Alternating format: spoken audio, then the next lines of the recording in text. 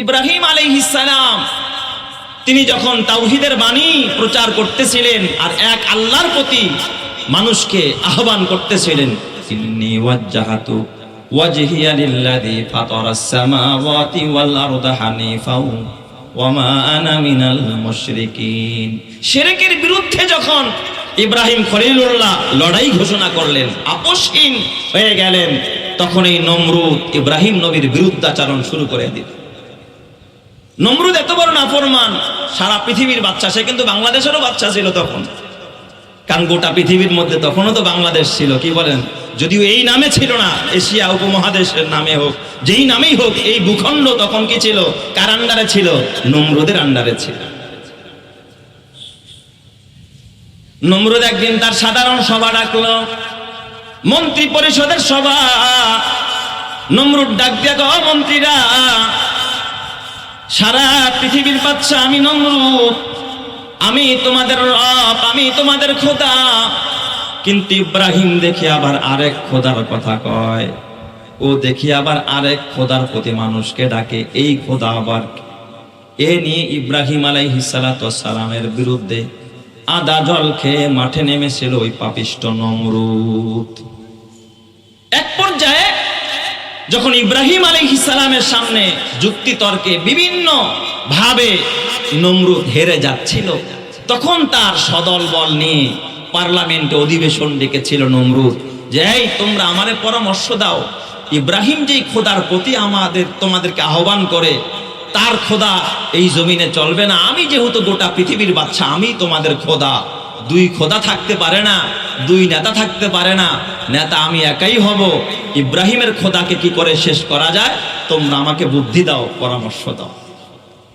নমরুদের মন্ত্রীদের ভিতরে এক আধা পাগল হাফ পাগল মন্ত্রী ছিল একটা, সে দাঁড়ায় বলে, ও বাদশা নমরুদ, ও আমাদের খোদা, আপনাকে আমরা পরামর্শ দেই, আপনি একটা কাজ করেন। কয় কি কাজ?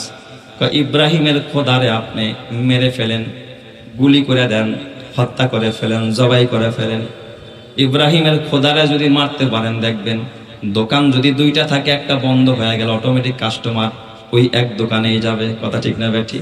তাইলে আর দেখবেন আর এক ওই খোদার প্রতি কেউ যাবে না, আপনার কাছেই সবাই আসবে, আপনাকেই সবাই প্রণাম করবে, আপনার কদমেই লুটায়া পড়বে, আপনারই খোদা মানবে। তখন আর এ নিয়ে পেরেশানি থাকবে না। আপনি একটা কাজ করেন, একজনরে শেষ করে দেন, সব ঝামেলা মিটে যাবে। জনগণের সাথে তো আপনি পারবেন না, কারণ জনগণ তো হাজার হাজার। আপনি ওই এক খোদারে শেষ করে দেন, ইব্রাহিমের খোদারে হত্যা করে ফেলেন, তাইলেই দেখবেন সবাই আপনারে খোদা মানবে। আমি আপনাদের কাছে জানতে চাই, ইব্রাহিমের খোদাকে মারার মতো ক্ষমতা নমরুদের আসেনি? আরো জোরে বলেন, আছে?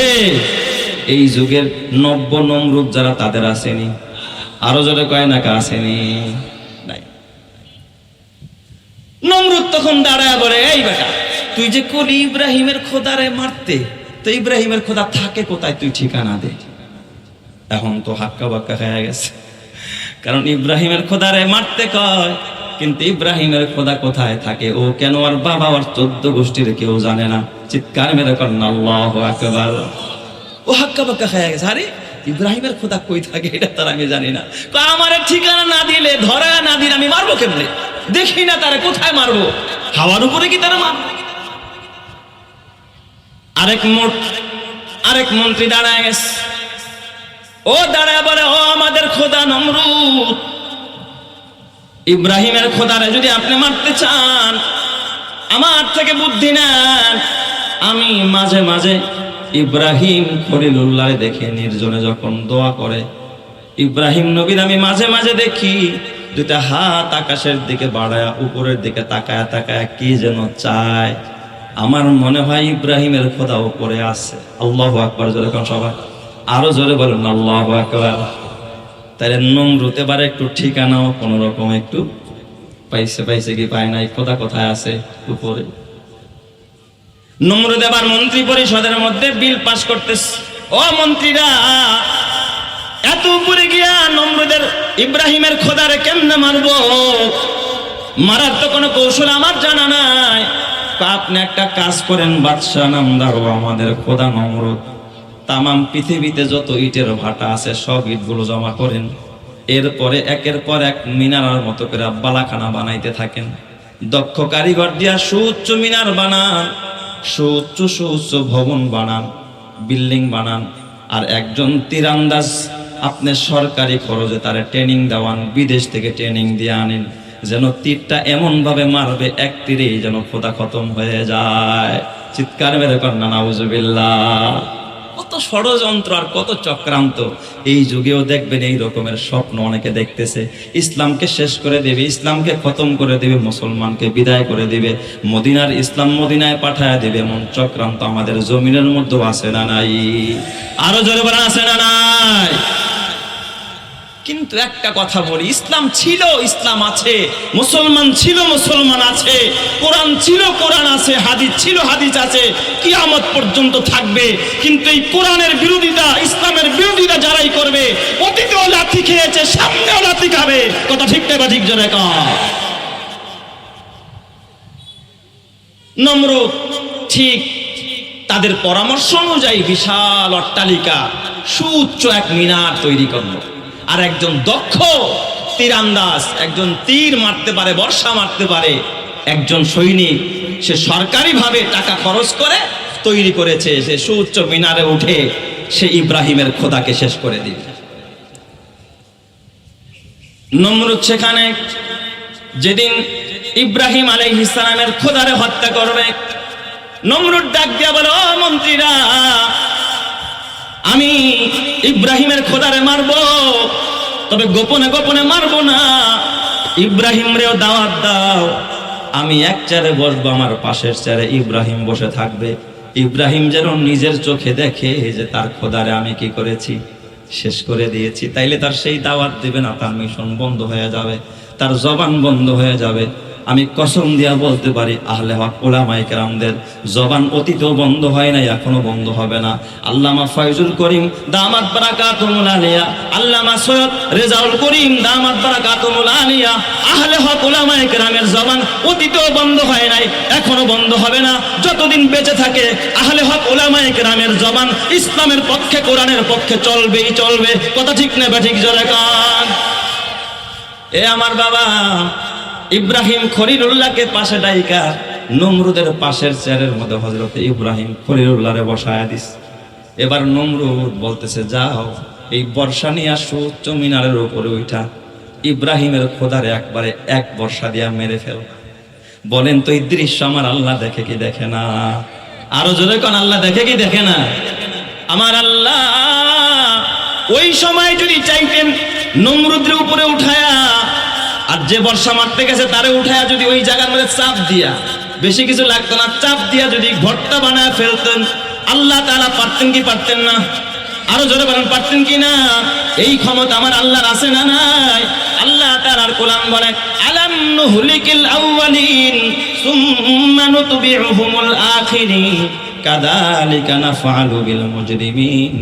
আল্লাহ যুগে যুগে অতীতেও জালেমদের সাথে যেমন আচরণ করেছে, এ আমার বাবা কিয়ামত পর্যন্ত সকল জালেমদের সাথে আল্লাহ একই আচরণ করবে। কথা ঠিক না ব্যাঠিক জোরে কর। তো নমরুদ উপরে যখন লোক পাঠাইছে তীর মারার জন্য, তীর রেডি করছে, আল্লাহ কয়, আয় জিব্রাইল, কই রে, তাড়াতাড়ি আয়। জিব্রাইল ডাক দেয়া কয়, জিব্রাইল তোমরাই তো বলছিলা, আয় আল্লাহ এই জমিনে বনি আদম বানানোর দরকার নাই, যারা রক্তপাত ঘটাবে, মারামারি করবে। জিব্রাইল দেখো আমার ওই বনি আদম আমারে মারার জন্য তীর নিয়ে আসছে। জিব্রাইল রে তুমি কই রে, তাড়াতাড়ি করে তীরটা ধরো। জিব্রাইল রে পাঠায় দিয়েছেন কে? আরো জোরে বলতে হবে কে? আল্লাহ। আল্লাহ জিব্রাইল রে দিয়া কি ধরাইছে? তীর ধরাইছে। আল্লাহ তাআলা ডাক দিয়া বলে, ও জিব্রাইল তীরটা তুমি ধরবা, তীরটা খালি ফেরত দিবা না। আমি একটু ইব্রাহিমের নমরুদের সাথে আমি একটু খেলতে চাই, যেহেতু নমরুদ খেলোয়াড় হয়ে আসছে, আমার সাথে খেলবে। এই যুগেও দেখবেন ওই রকমের নমরুদ বাহিনীদের সাথে খেলার জন্য অনেক জনগণ দর্শক হয়ে গেছে, অনেকে সাপোর্টার হয়ে গেছে। কেউ বা ব্রাজিলের পক্ষ নিয়েছে, কেউ বা আর্জেন্টিনার পক্ষ নিয়েছে। আমি কসম দিয়া বললে হানেস হব না। আর্জেন্টিনাও মুসলিমদের শত্রু, ব্রাজিলরাও মুসলিমদের শত্রু। এদের যারা সাপোর্টার হবে, আর্জেন্টিনার জন্য পতাকা বানাবে, ব্রাজিলের জন্য পতাকা বানাবে, এদের জন্য জার্সি বানাবে, আর রাস্তার মধ্যে পতাকা আঁকায়া অর্থ খরচ করবে। কসম আল্লাহর, কিয়ামতের ময়দানে তাদের হাসর নাসর আর্জেন্টিনার ব্রাজিলদের সাথে হবে। কথা ঠিক না বেঠিক জোরে কর। এই জন্য মুসলমান, আমরা কোনোদিন আর্জেন্টিনার সাপোর্টার হব না, ব্রাজিলের সাপোর্টার হব না, আমরা সাপোর্টার হব মদিনা ওয়ালার। কথা ঠিক না বেঠিক জোরে কর। আল্লাহ তুমি হেদায়েত দান করো, জোরে কর আমিন। আরো জোরে বলেন আমিন। তো এই দিক দিয়া আল্লাহ তাআলা ডাক দিয়া কয়, ও জিবরাইল, তুমি একটা কাজ করবা, ওই যে নমরুদ যে তীরটা মেরেছে, তীরটা খালি ফেরত দিবা না। আমি খেলাটার একটু জমাইতে চাই। না জমলে তো মানুষ কি দেখে না, খেলা দেখে না। খেলা যত বেশি জমে মানুষ তত আগ্রহের সাথে বেশি দেখে। তুমি একটা কাজ করো, টাটকা রক্ত ওই তীরের মাথার মধ্যে তুমি লাগায়া দাও। একেবারে তরু তাজা টাটকা রক্ত জিবরাইল আমিন তীরের মাথায় লাগায়া দিছে। তীর ফিরা যখন জমিনে আসছে, নমরুদ কয়, দেখছো ইব্রাহিম, ডাইরেক্ট তোমার খোদারে মেরা ফেলাইছে, রক্তগুলো টপ টপ করে জমিনে পড়তেছে। নাউজুবিল্লাহ জোরে কোন সবাই। আসলে খোদারে মারছে না মাছের রক্ত লাগায়া দিছে? ইব্রাহিম আলাইহিস সালাম তো মানুষ, মানসিক ভাবে ইব্রাহিম নবী ভেঙে পড়লেন। আয় আল্লাহ, ওরা তো এমনি ছাই, আরো পাইলো বাতাস। ওরা তখন বলবো, দেখছো নি তোমার খোদা ইব্রাহিম তোমার খোদারে মেরা ফেলাইছে, এই যে রক্ত দেখছো, রক্তটা কেন লাগাইলা? তুমি তো বেজাল লাগাইয়া দিছো রে আল্লাহ। রক্ত না লাগাইলে তো দলিল দিতে পারতো না, এখন তো রক্ত লাগায়া দলিল দিয়া দিছো।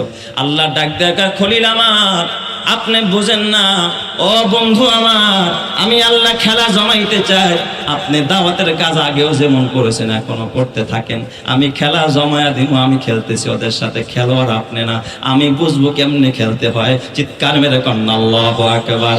ঈমানের পথে অবিচল থেকে আমার মরণ যেন হয়, তোমারই কাছে মিনতি আমার, মহামহিম দয়াময়। ঈমানের পথে অবিচল থেকে আমার মরণ যেন হয়। ও আমার বাজান, এই দিক দিয়া ইব্রাহিম খলিলুল্লাহ চিন্তায় পড়ে গেলেন। নির্জনে নিবৃত্তে সেজদায় পড়ে পড়ে কাঁদেন, আর বড় আল্লাহ গো, তুমি যদি তীরের মাথায় রক্ত না লাগাইতা তাইলে তোর ভেজালটা তো কঠিন হইতো না। এখন তো সবাই বলবে, হা ইব্রাহিমের খোদারে মারা ফেলাইছে, তাই তো তাজা রক্ত তীরের মাথায় আমরা দেখতে পেরেছি। একটা প্রবাদ বাক্য আছে, ইসলাম জিন্দা হতা হয় হার কার বালা কি বাত। যখন রক্ত ঝরায়, যেই জমিনের মধ্যে রক্ত ঝরে, ওই জমিন ইসলাম আর দ্বীনকে প্রতিষ্ঠিত করে দেয় কে? আরো জোরে বলতে হবে কে? আল্লাহ। আল্লাহ তাআলা ডাক দিয়া বলে, ও খলিল, আপনার কাজ দাওয়াত দেওয়া। আপনি আগে যেইভাবে কাজ করেছেন তার থেকে কাজের গতি বাড়ায়া দেন। ইব্রাহিম খলিলুল্লাহ কাজের গতি আরো বাড়ায়া দিলেন।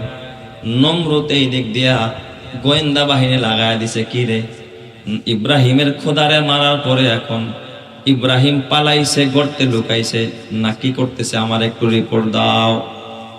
জ্যোতিষীরা এবং গোয়েন্দারা ডাক দিয়া বলে, ও নমরুদ খোদা, ইব্রাহিমের আগের চাইতেও এখন দেখি তার কর্ম, তার যে কাজ ছিল, তার যে মিশন ছিল, এটা আরো বাড়ায় দিছে। এখন সে আরো তোড়জোড় করে দাওয়াতি কাজ আরম্ভ করে দিছে।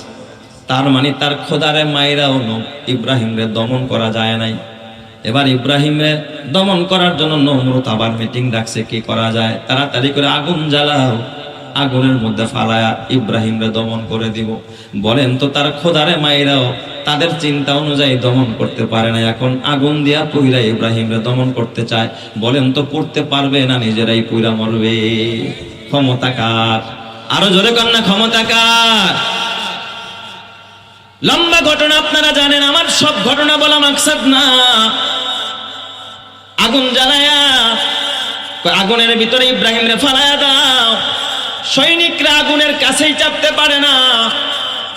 ও খোদা নমরুদ, আগুনের কাছেই যাইতে পারি না, কেমনে ইব্রাহিমরে আগুনে ফালাবো?